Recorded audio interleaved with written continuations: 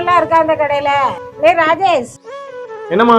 இல்ல வீட்டுல கூட்டுக்கு ஒண்ணு இல்ல, முட்டை இருக்கு கடையில, வாங்கிட்டு போய் உனக்கு அவிச்சு தரட்டா பொரிச்சு தரட்டா?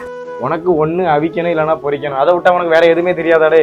என்னெல்லாம் உளறிட்டு இருக்கா? ஒண்ணு முட்டையை அவிப்பாவ இல்லைன்னா பொரிப்பாவ, வேற என்ன செய்வாவ? பேசாம நீ ஒண்ணு பண்ணு, முட்டையை வாங்கி இன்னைக்கு அவிச்சு பொரிச்சிரு.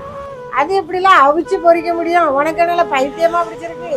அப்போ ஒண்ணு பண்ணி முட்டையை வாங்கிட்டு வைக்க, நீனே அவிச்சு பொரிச்சுக்க.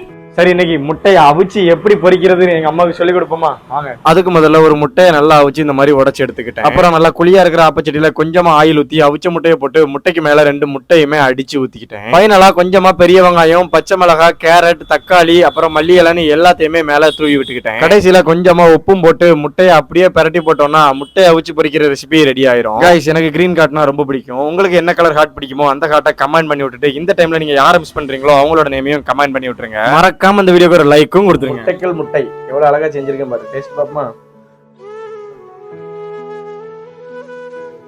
வாவ், எப்பதான் புரியுது இந்த ரெசிபி ஏன் இவ்வளவு ட்ரெண்டிங்னு. செமையா இருக்கு, ட்ரை பண்ணி பாருங்க.